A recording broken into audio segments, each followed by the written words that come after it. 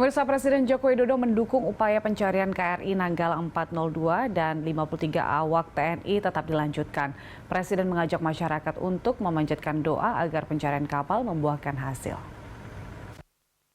Saya telah mendapatkan laporan dari Panglima TNI dan Kasal tentang upaya pencarian dan penyelamatan kapal selam KRI Nanggala 402. Pada hari Sabtu, 24 April 2021 kemarin, TNI Angkatan Laut telah menaikkan status KRI Nanggala 402 dari hilang kontak atau submiss menjadi tenggelam atau subsang. Musibah ini mengejutkan kita semua, tidak hanya keluarga 53 awak kapal, keluarga hiu kencana, maupun keluarga besar TNI Angkatan Laut, tapi juga seluruh rakyat Indonesia. Kita semua bangsa Indonesia menyampaikan kesedihan yang mendalam atas musibah ini, khususnya kepada seluruh keluarga awak kapal selam. Mereka adalah putra-putra terbaik bangsa, patriot terbaik penjaga kedaulatan negara. Segala upaya terbaik pencarian dan penyelamatan telah dan masih akan kita lakukan. Untuk itu, marilah semuanya kita memanjatkan doa dan harapan terbaik bagi 53 patriot terbaik penjaga kedaulatan negara dan bagi segenap anggota keluarga agar diberikan kesabaran, ketabahan, dan kekuatan. Pemirsa, saat ini TNI Angkatan Laut memiliki 5 kapal selam, termasuk diantaranya adalah KRI Nanggala 402 yang hilang kontak sejak Rabu kemarin. 2 kapal selam diketahui telah digunakan sejak 1980 dan 1981, sementara 3 kapal lainnya mulai digunakan pada 2017, 2018, dan 2019. Berikut rincian 5 kapal selam yang dimiliki TNI Angkatan.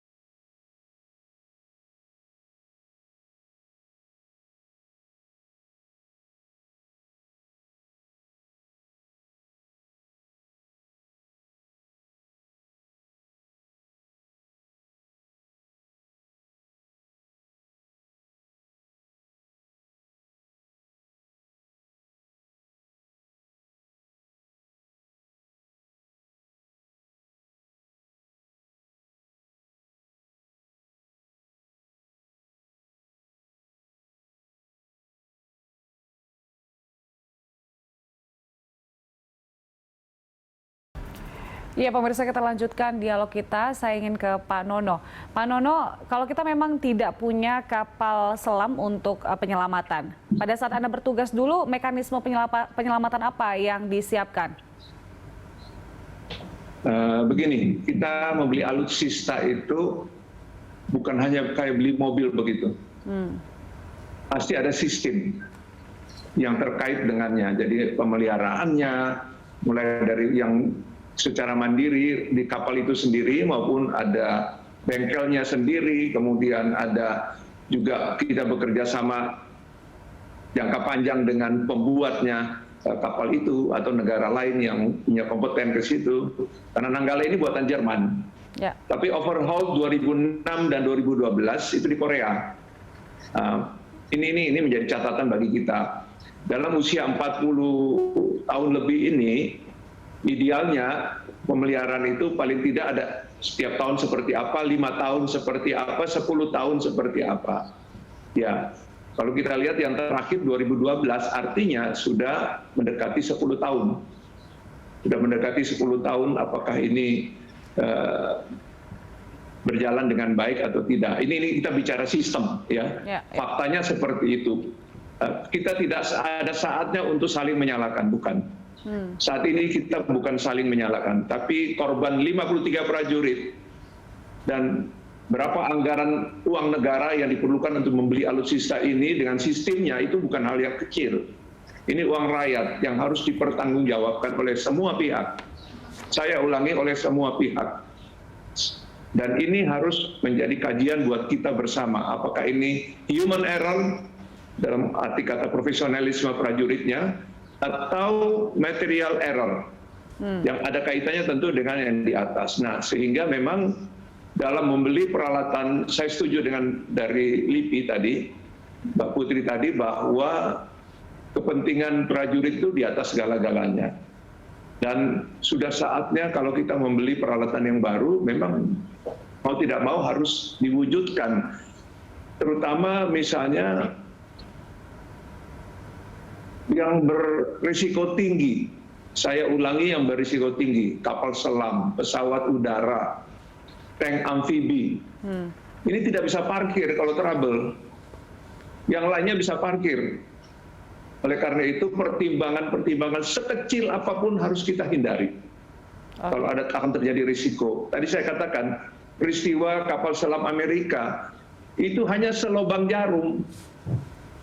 Pengelasan di bodi kapal yang tidak memadai.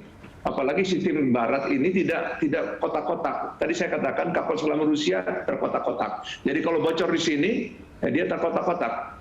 Kalau kapal selam Jerman ini dia mengutuh jadi satu. Jadi kekuatannya menyatu. Nah, sehingga di dalam sistem penyelamatan memang sudah ada untuk diri sendiri. Nah, kalau dari luar memang ada sistem yang diperlukan. Nah, memang akhir-akhir ini semakin meningkat kebutuhan itu. Terakhir 2012, seingat saya 2006 masih Gubernur Akademi Angkatan Laut, saya melihat sendiri. Saya Inspektur Jenderal, saya melaksanakan inspeksi juga ke sana dan melihat sendiri dengan mata kepala. Memang ada 75% komponen Nanggala ini sudah berubah total dan terjadi peningkatan dari semua komponen termasuk torpedonya. Nah, oleh karena itu overhaul yang seperti ini juga memang membawa dampak. Tetapi usia pakai yang 42 tahun, ya pada umumnya di semua negara alutsista yang berisiko tinggi ini antara 25 tahun sampai 30 tahun. Ya, tolong nanti LIPI melihatnya. Tetapi setahu saya seperti itu. Setelah itu didispose. Jadi oleh karena itu pengambil keputusan mungkin pada tingkat atas, lebih atas, harus berpikir lebih jauh tentang hal ini. Dengan adanya peristiwa ini menjadi catatan penting, menjadi pembelajaran buat kita semua, termasuk melakukan evaluasi. Saya punya catatan menarik, ya, almarhum Letnan Kolonel Harry Octavian pada waktu dia kuliah di Singapura, di Raja Ratam School of International Studies Singapura, ada komentar menarik yang ditampung oleh seorang wartawan. Saya baca ini di media sosial, menarik dia katakan. Mengambil keputusan, ini kalimat kata-katanya beliau ini almarhum, yang bersangkutan ya,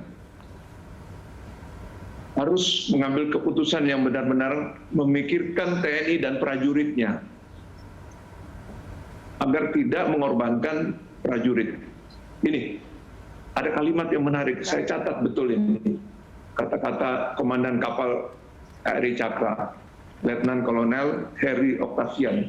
Artinya ini, kesan ini karena dia sudah mendengar pada waktu itu akan membeli kapal selam bekas.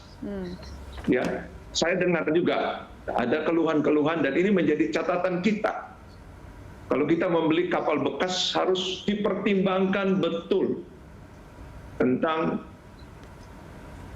kelayakan untuk berlayar, kelayakan untuk menyelam, kelayakan untuk bertempur nanti, dan seterusnya. Ingat, tugas pokok TNI berat sekali, terutama kapal selam.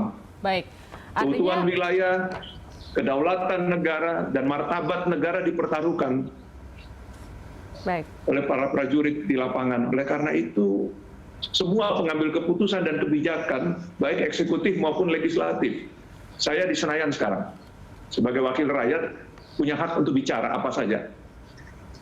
Saya ingatkan oleh semuanya bahwa jangan korbankan prajurit. Jangan rugikan negara.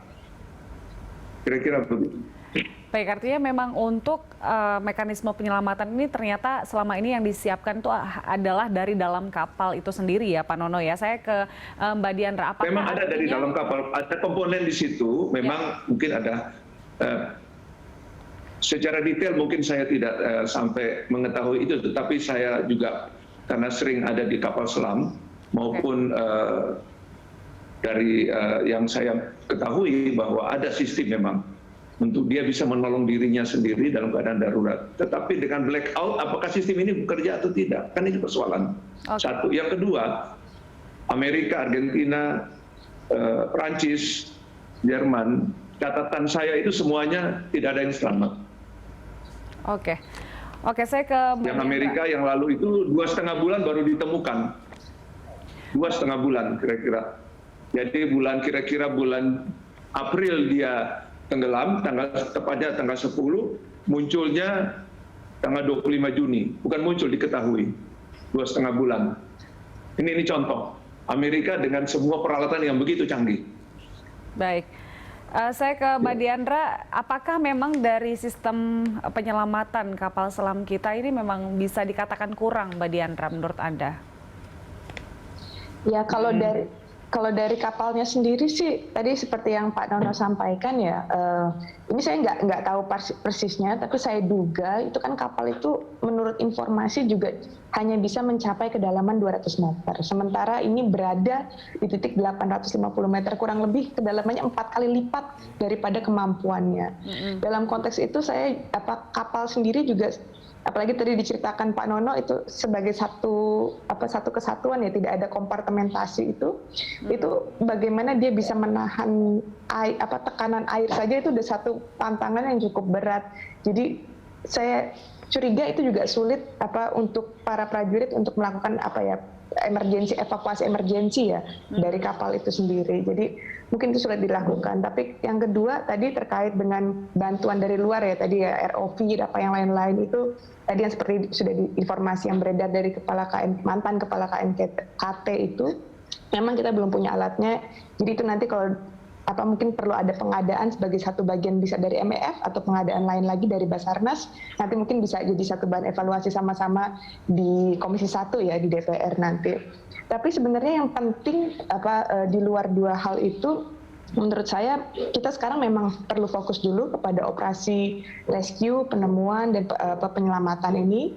Tapi yang kedua tadi juga sudah sempat disinggung Pak Nono, itu perlu ada investigasi yang mendalam. Apa penyebab kecelakaan ini? Karena kalau kita lihat dari pernyataan, kalau tidak salah Panglima TNI di konferensi pers yang sebelumnya, itu menyatakan bahwa kapal selam ini dalam kondisi combat ready. Nah, kenapa kok bisa combat ready? Tiba-tiba di akhir kita sekarang mendengar itu ada keretakan. Apa yang salah di situ? Bukan untuk mencari kesalahan, tapi untuk sebagai pembelajaran supaya masalah serupa tidak terulang lagi ke depan. Dan setelah kita tahu, ini yang sering dilupakan biasanya, perlu ada proses evaluasi yang terekam. Jadi setelah kita tahu apa ya salahnya, apakah di mesin, apakah di prosedur, apakah di manusia, itu yang perlu ada evaluasi, apa yang perlu berubah ke depannya. Seringkali tahap evaluasi ini itu dilewatkan karena ya sudah yang menangani kan tahu, tapi kan secara institusional tidak belajar kalau itu tidak terekam. Jadi itu harus terekam juga agar secara institusi semua tahu dan kejadian ke depan tidak akan terulangi lagi. Mungkin 3 tahap itu yang penting diperhatikan oleh pemerintah juga ya sekarang. Baik, dengan kondisi keamanan kita saat ini, keamanan laut khususnya di Indonesia, kita seberapa penting sih, seberapa esensial keberadaan alutsista kapal selam untuk Indonesia, Mbak Diandra? Kalau ya Pak Nana tadi ya. Kalau esensi, saya kebetulan 36 tahun jadi prajurit Angkatan Laut. Dan pangkat terakhir saya Letnan Jenderal.